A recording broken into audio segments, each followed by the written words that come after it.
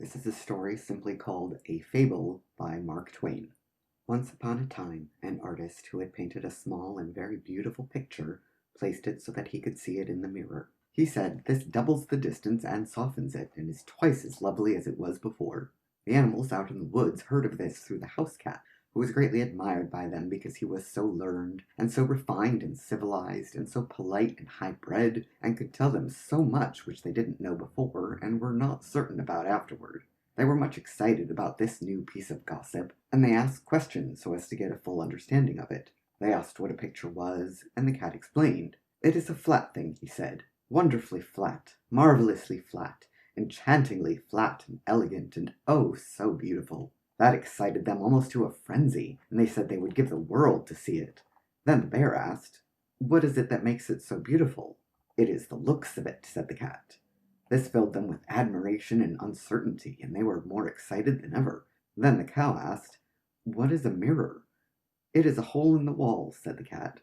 "You look in it, and there you see the picture, and it is so dainty and charming and ethereal and inspiring in its unimaginable beauty that your head turns round and round, and you almost swoon with ecstasy." The ass had not said anything as yet. He now began to throw doubts. He said there had never been anything as beautiful as this before, and probably was it now.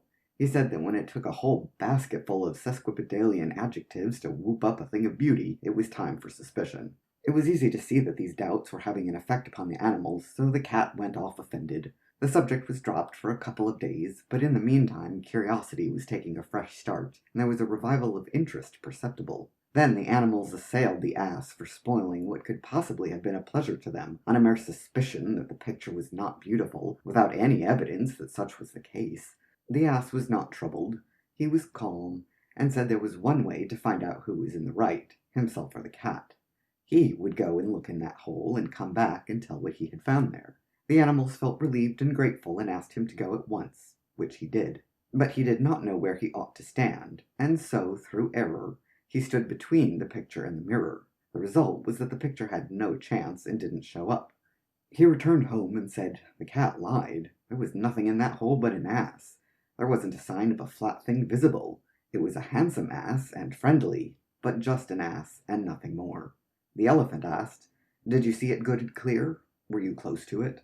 "I saw it good and clear, O Hathi, king of beasts.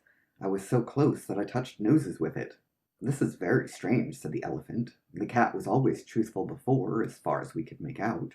Let another witness try. Go, Belu, and look in the hole and come and report." So the bear went. When he came back, he said, "Both the cat and the ass have lied. There was nothing in the hole but a bear." Great was the surprise and puzzlement of the animals. Each was now anxious to make the test himself and get the straight truth. The elephant set them one at a time. First the cow. She found nothing in the hole but a cow. The tiger found nothing in it but a tiger. The lion found nothing in it but a lion. The leopard found nothing in it but a leopard.